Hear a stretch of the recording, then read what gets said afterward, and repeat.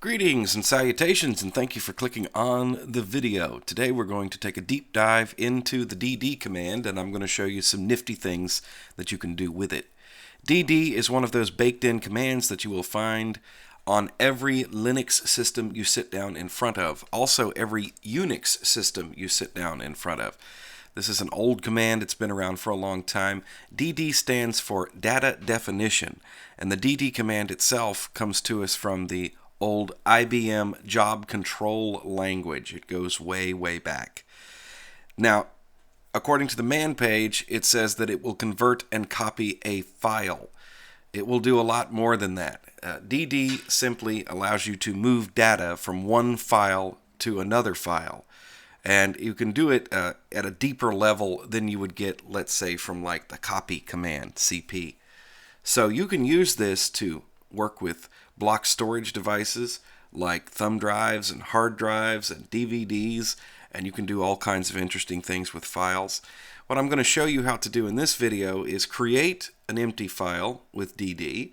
I'm also going to show you how to take dd and put an image that you would download off the internet onto a thumb drive, and then we will look at the process of upgrading your hard drive in your computer and how you can use dd to get that accomplished. A lot of folks ask me, how do you kill hard drives? Because in past videos I've talked about the fact that I do kill a lot of hard drives.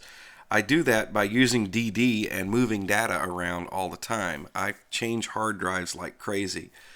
I don't know why, but I'm kind of fascinated with them, and I'll say, I wonder how this is going to work in this configuration, and how will this drive work in this machine, and that sort of thing. And I use dd to move that data back and forth. So I'm going to let you in on the dd secret here. You can think of dd as the disk destroyer, because that's another thing that dd will do. I'll show you that as well as the video rolls on. So the man page for dd is a bit confusing. The syntax that dd uses, because of where it came from and its age, is very different from what you might come across with other commands that you would use in the terminal. So we're going to just jump right into using dd. I would suggest that if you really wanted to learn more, you check out the Wikipedia article on dd. They go into great detail. There's a bunch of things that you can do with this, and we're not even going to get really deep into it. I'm going to show you the simplest, quickest, and dirtiest ways to use it, but you can get really, really, really precise with dd. And I guess before we do anything else, I should tell you that dd is also an extremely powerful command, and dd, it has the capability of wiping out your entire computer. You get one thing wrong in the argument, and your entire system drive goes poof. So be careful when you're working with dd. We'll say that right up front. Okay, so dd moves data from one file to another. If you sit down in front of your Linux computer and then you run this command, ls/dev, you're going to see a whole lot of really weird looking directories with strange names. This is the dev directory, which is part of your system, and this is where all of the devices that are hooked to your computer show up. So if you look here, we have your hard drives. In this case, we've got SDA, SDB, SDC, and so forth. Over here, you'll see TTY. These are terminals. And we've got some other things here, like down here, the last one listed is 0, dev 0. And this is how your kernel, your Linux kernel, represents the devices on your computer. It thinks of them as files. So what's really cool about the Unix-Linux philosophy of computing is that all the computer really does is move data from one device to another. And dd will allow us to take advantage of that to do some really cool things. So let's go ahead and do something interesting with dd right off the bat. Clear the screen here. And we're going to issue the command dd, and we have a space, and then the first argument you give it is if, and that would be your input file. Where is dd getting data from? In this case, we're going to say dev and dev 0. Now, what is dev 0? I pointed that out before. Dev 0 is a virtual device on your computer that doesn't do anything but spit out zeros just all the time. It's a constant stream of zeros. And there are certain system functions that use that to do all kinds of things, and we can actually use it to create a file full of zeros. So we'll give it an output file argument next, and in this case we'll just create a file called 0. Now if I would hit enter right now, what would happen is that DD would start grabbing the stream of zeros from dev0 and start throwing them into a file called 0. And it would continue to do that until it ran out of disk space, because we need to kind of tell DD when to stop and how big of a file we want in this case. So the first thing we need to do is define a block size. This tells DD how to divide up the data as it moves it across. And I want 1 megabyte, and I can do that by typing in 1M like that, or I can type in 1024K. Either one will work just fine.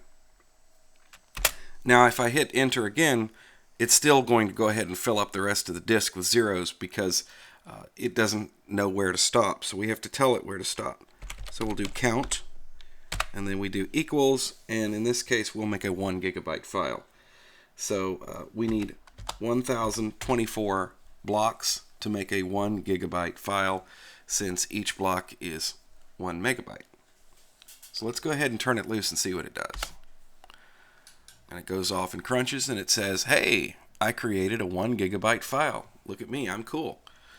And you'll notice here that it says 1.1 gigabytes. And then here we have another one that says 1.1 GIB, which are gigabytes. And it's just a different way of calculating sizes on drives and for files and things like that. So let's make sure our file is there. So we'll do ls, and then I'm going to give it the long option, and I'm going to make it humanly readable so it makes sense. And we'll tell it to look for just that file that we created. And you see now we have a file that lives in my home directory that is 1 gigabyte in size, and it's called 0. There is another way to do this, and that is a command called fallocate, and I'm just mentioning that because in past videos I have used the dd command to create empty files to turn into swap files, and somebody said you can use fallocate to do that. You certainly can, but the end result is pretty much the same. The only difference with fallocate is that it doesn't actually write the data. It just tells the file system, hey, create a file and make it this big, but it doesn't write the data, where dd does write the data. And I know some people who program and write a lot of scripts and things that use dd to take stuff from dev0, or there's another device in there called devrandom, which just spits out garbage, and throw it into a file to like create empty log files and things like that. So there you go, we have a nice big empty file. But this demonstrates really well what's going on. It's just taking data from one place and putting it in another place. So another thing that we can do with dd, and now we're getting into something probably you're going to find a bit more practical, is to take disk images and then put them onto disks, which is now we're going to start working with block devices.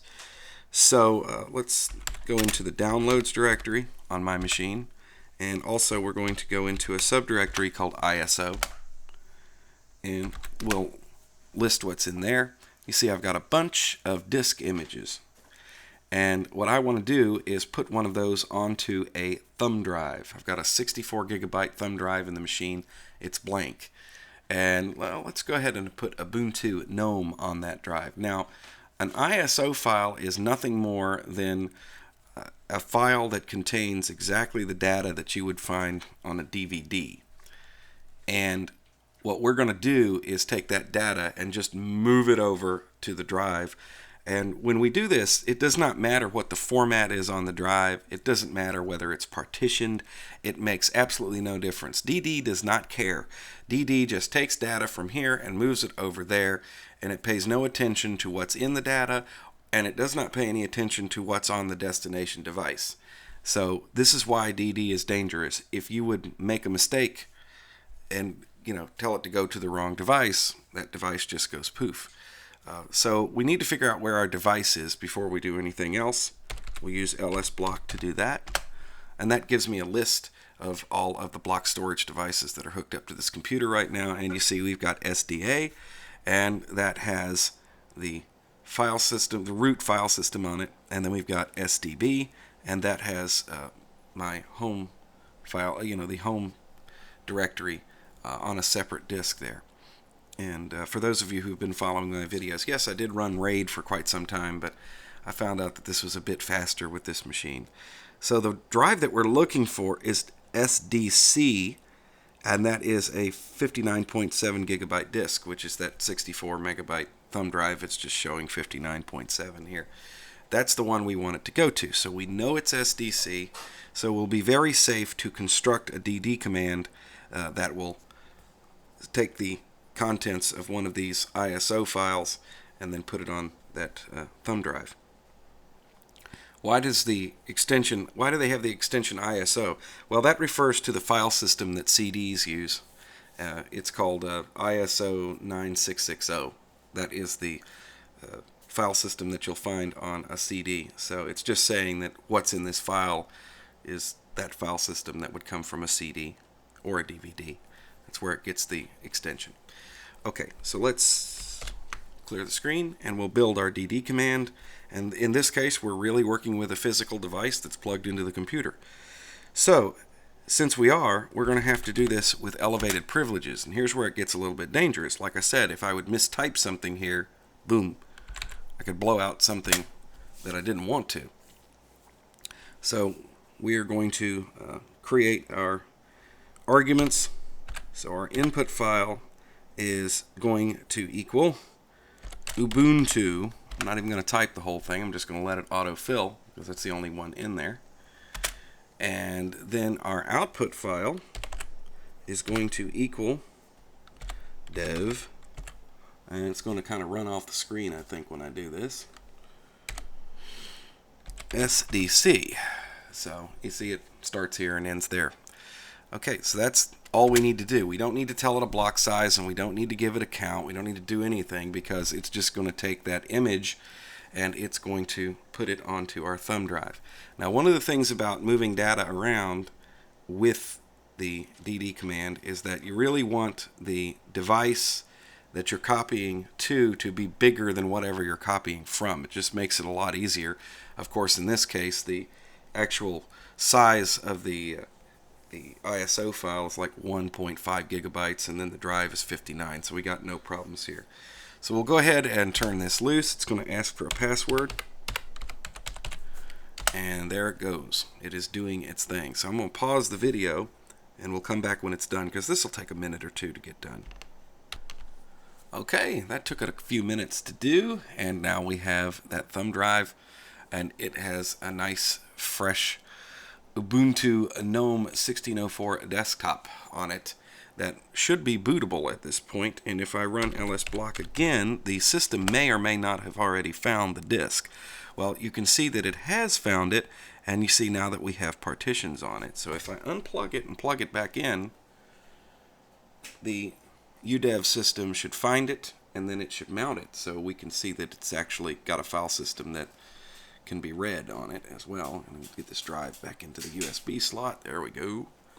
Alright, I heard the little click click. You guys probably did not hear that, so let's run lsblock again. Yep, it's mounted. So we know that worked fine. That's a bootable disk, and we are good to go.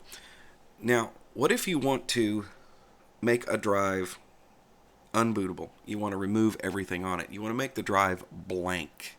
Well, you can do that with DD as well. And this is really useful if you have a hard drive for some reason that has that you're recycling, for instance, and you want to actually write something to every sector to make sure that those sectors are okay.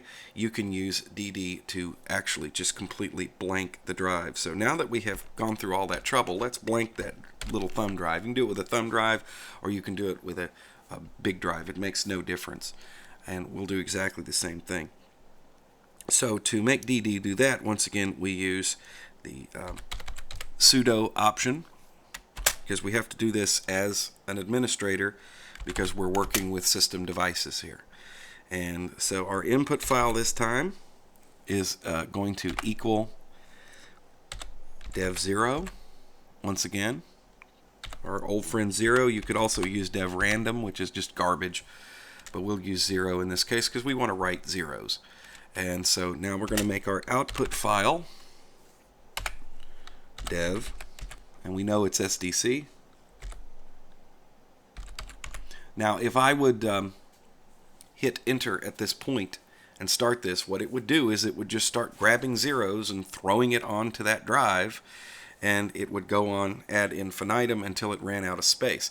So if you're doing this to a large hard drive, let's say that you've got a 1 or 2 terabyte spinning drive you're going to do, this is going to take hours. You might want to set this up before you go to bed and let it run all night if you really wanted to completely blank out the drive. But if you wanted to kind of cheat a little bit and just do it really quick, then what you can do is define a block size. So in this case we're going to do let's do 1 megabyte, 1 M, and then we can give it a count once again, and we'll just give it 1 gigabyte, which will blow off the first gigabyte of data on the drive. Now what that will do is it will get rid of the bootloader, it will get rid of any partitions that are on there, the partition table will go away, and so when you plug the drive in, it'll just show up as a completely blank drive, even though we didn't wipe the whole drive. So let's go ahead and just do a gigabyte once again, 1024, and then we'll turn it loose. And I am working with a real physical drive that you just saw me work with, so there it goes. Now it said it did it real quick because it did it in cache, but that drive is now completely empty. So if I unplug it and then plug it back in and I run ls block, you should see that we see the device, but there are no partitions on it. That's what we want to see. So I got it plugged back in. It's not wanting to go in very easily. There we go. Okay. Now we'll run ls block. And you can see we see SDC is here, but it shows absolutely no partitions. So that's how you would use it to either put an image on a drive or to completely blank out a drive. And this, like I said, this is a useful thing to know how to do if you've got some hard drive that you want to check out and make sure it works.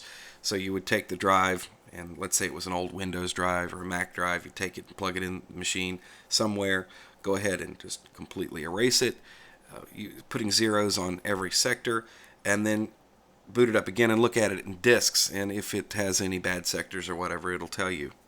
You just wipe the drive. And the next part of the video, I'm going to show you how to put DD to use to upgrade your hard drive in your computer.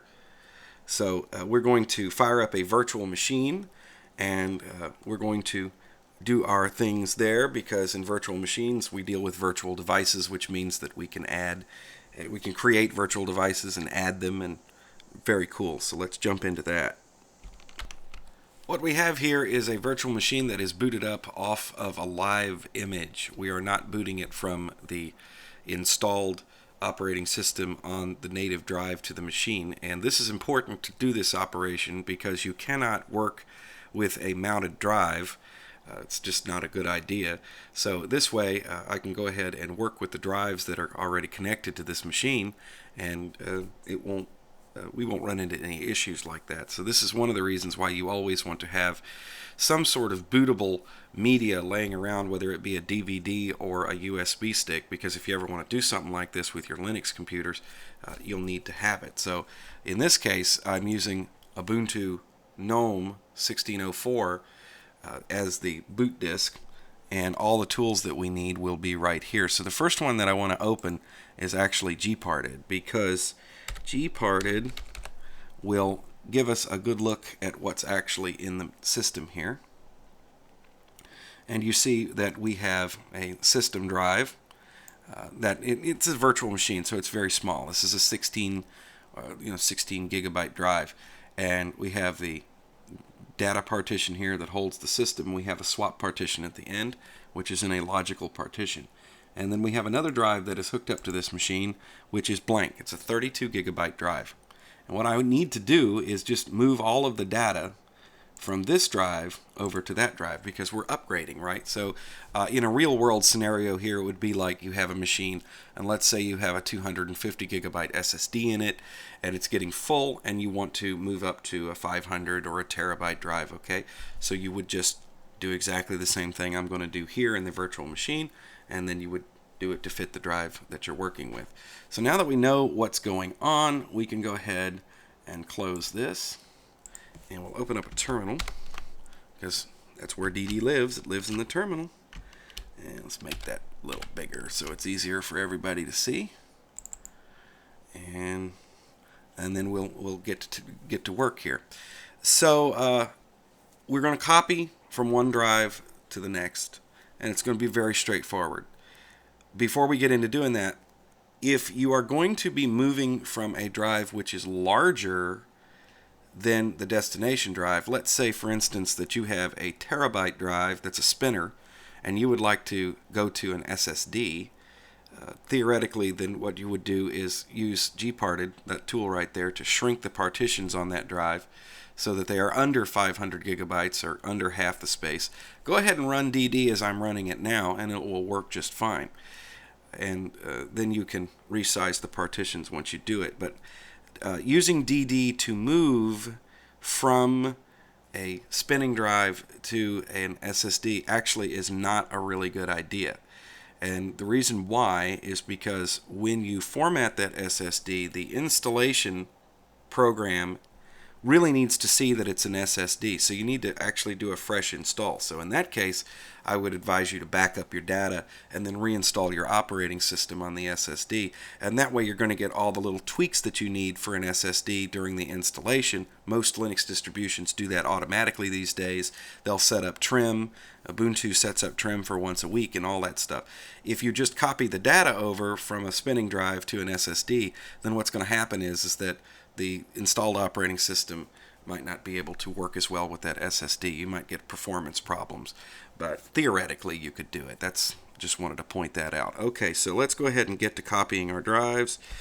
And once again, we have to do this with administrator privileges, even though we are in a virtual machine, or rather in a live boot on a virtual machine.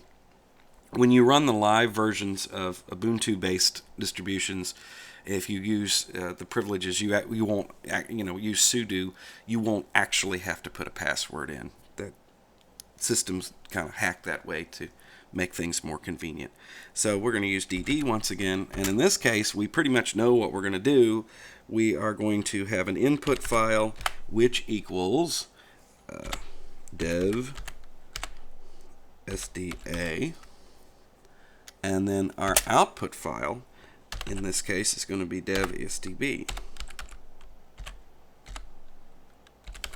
Alright, so we got that typed up. No, we don't need to put any special parameters. We don't need to give it a block size. Once again, we're just going to grab data from one device and throw it on the other device. Now, this is going to take some time. And if you're working with rather large drives, be prepared for this to take hours, depending on the speed of your system and the speed of your drives. This shouldn't take any more than maybe 5 or 10 minutes, since we're copying only 16 gigabytes of data. So I'm going to go ahead and turn this loose. I'm just double checking that I've got my parameters correct, and it just takes off. It doesn't tell you what it's doing. It doesn't give you any progress. It'll just sit here and blink for a little while. So let's go ahead and pause the video, and then I'll come back when it's done. Well, that took a little while. It took about 15 minutes or so to copy those drives over, and it did it at 17.2 megabytes per second. I guess that's why. But it's very thorough, and now we should be able to shut down our machine and reboot it on the new drive. So let's go ahead and do that right now. So we'll just do it would help if I would click over there. Sudo. Go ahead and shut this virtual machine down. And it may lock up at this point, because I've noticed that with this particular disk image that I'm using, it sometimes doesn't shut down properly. That happens in virtual machines. Not that big a deal, so just go ahead and close this. We've done what we needed to do, and then we'll go in here to our settings, and we will go to storage, And we can go ahead and remove this drive. This is just like I opened up the case and unplugged it. And then you would take your new drive and plug it in where the old drive was, which is essentially what we're going to do here. But we're doing it virtually. Now let's see if it actually boots up. And the machine that we're using for our example is Linux Mint 18.2. So if it boots up, it's going to be booting up off of the drive that we just copied over. So far, so good. Well, looks like it's actually going to work. Awesome.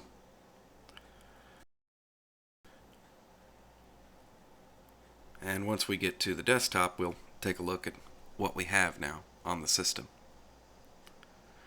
The next thing that we're going to have to deal with is reconfiguring our partitioning to take advantage of all that space that we just gained. Let me go ahead and log in here.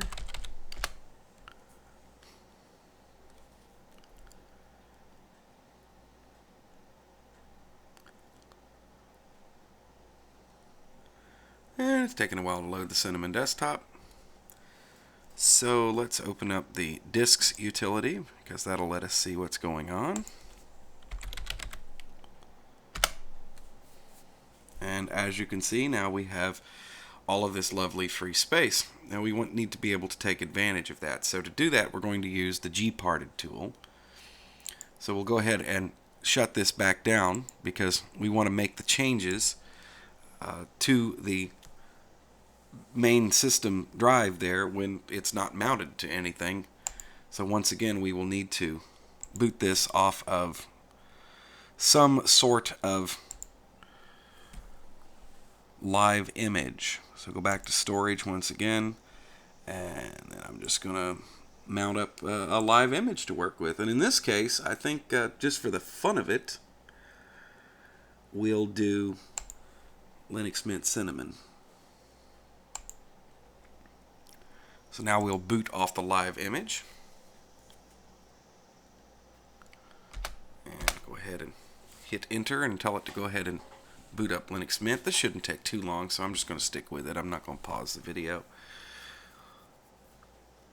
And the typical partitioning that the Ubuntu or Linux Mint installer will do is to create one big happy system partition where everything goes in there, and then it'll put a swap file in a logical partition at the end.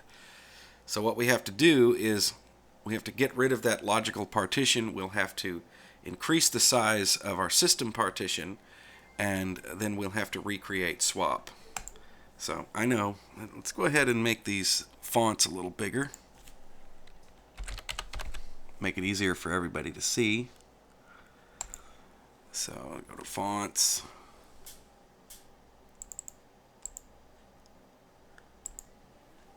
Okay, and it goes without saying that if you're going to be doing this kind of stuff with your computer, that you really, really, really need to make sure that you have all of this backed up. All of your personal data needs to be backed up somewhere else, because at any stage in this process we could mess something up. So make sure that before you attempt anything like this that you do a really good backup. I didn't say that at the beginning of the video, but yeah, if you're going to be swapping out drives and things like that, do make sure that you do that. So since this is a live image, we have access to Gparted, and that's the tool we're going to use. And there's our drive. Now we only have one hard drive in this machine. So the first thing that we're going to do is we need to make sure that the live image is not using this swap partition, because they do a lot of the times. So let's see where it says Linux swap. We need to just click on that. All I did was, let's see, was it a left click or it's a right click? Just to make sure you know. And then choose swap off. Now what that's going to do is it's going to tell the Linux system that's running from the live image, don't use this for swap because we're getting ready to get rid of it. So we go ahead and let's go ahead and we will delete this partition. And then we also need to delete the extended partition.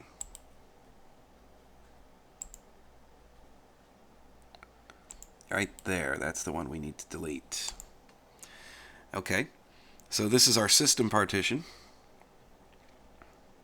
Click on that. Tell it we would like to resize it. we just drag this over until we have, in this case, let's see, what are we going to leave for swap? Well, a little over 2 gigabytes at the end. So we'll resize this. And now for the unallocated space, we need to create a new partition. So just right click on that part or unallocated and click new. And we will choose this. We want this to be a primary partition. Linux swap, yes. Say add, okay. So now we will go on and turn this thing loose and let it do its job. And yeah, we know we could lose data. So let's go ahead and apply. And it shouldn't take it too long at all. Gparted does not take very long to resize a partition and make it bigger, but if you're making it smaller, it has to move the data around, so that can take a long time.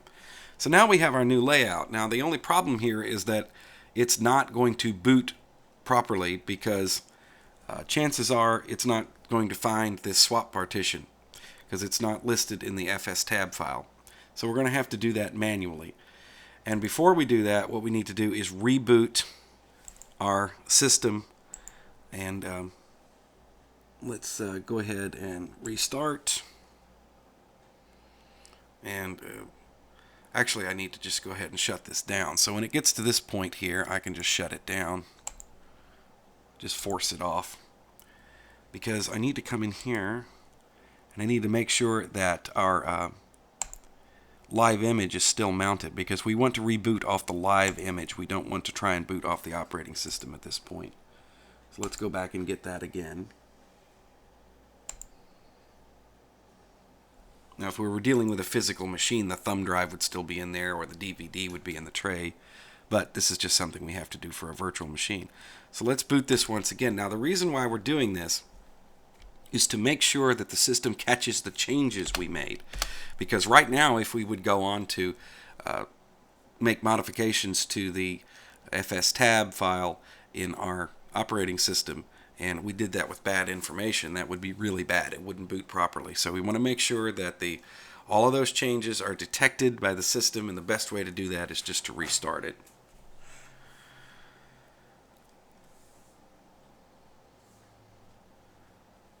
So as soon as we get to a Linux Mint desktop, we can continue with that. There we go. Let's do our fonts trick one more time. Fonts, and make them bigger. And what we need to do is go on and open up Computer, and then we need to mount this file system. We need to go ahead and open that up. Tell it we want to open a terminal here. Go ahead and make that bigger for everybody to see. Actually, I think I can full screen this. Yep, I can. I'll make that bigger one more time. And then just full screen the terminal. Alright, so this is where we're at right now. And what we need to do is we need to figure out what the UUID of that swap partition we just created is. And to do that, we will run sudo and blkid, block ID. Okay, so here are all the drives in the system. So let's see if we can find this here.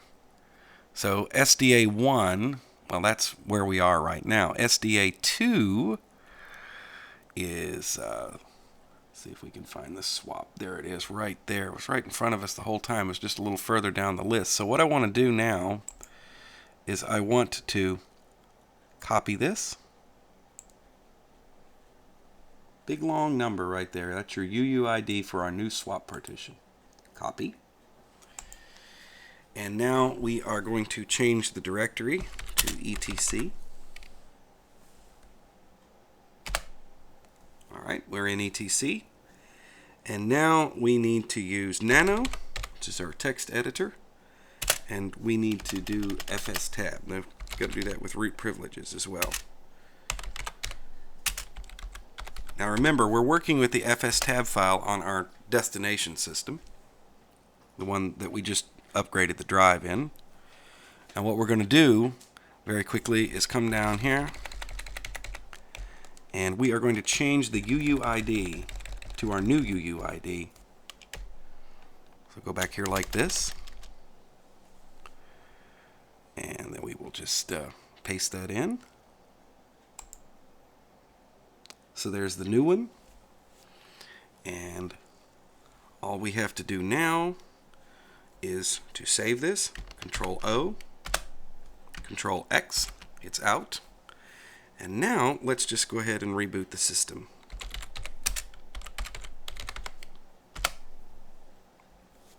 And in this case we'll hit enter, and we should boot off of our main operating system, and in this case we'll have a bigger drive, and it will find the swap partition, and everything will be hunky-dory. Now, one of the reasons that Ubuntu has moved to no longer using a swap partition but using a swap file is to avoid the process I just went through. Because if you just have one big happy partition on your disk, or if you have a partition for your system, which would be, the root partition, and then you have a partition for home, you just make the last one bigger. So we know it booted up okay, but let's just double check to be sure before we wrap up the video. Put my password in here, and it will boot Linux Mint from the virtual machine. And yeah, the colors render a little bit different with NVIDIA drivers and VirtualBox. I don't know why. Notice that? It's kind of strange. Let's go ahead and open up a terminal and make that bigger for all to see. Full screen once again. And we're just going to run htop, which will tell us what the memory is doing. And now you see that it is finding the swap partition that we created. So we're back to where we were as far as having swap, but we have a lot more drive space to deal with. So now you can see that our drive that we are booting off of, the SDA, we've got a nice big 30 gigabyte partition. There you go. That's how you do it, gang. That's all there is to it. Thank you for watching the video. I certainly do appreciate it. I hope that this deep dive into DD helps you out, and it makes you think of really cool things that you can do with your Linux computers. And if you would, check out Easy Linux on the web. Check out Easy Linux on Facebook. Check out freedompenguin.com for more stories about Linux from contributors such as myself. And share the video if you found it useful. I certainly would appreciate it. And we will do this again soon. Thank you for watching.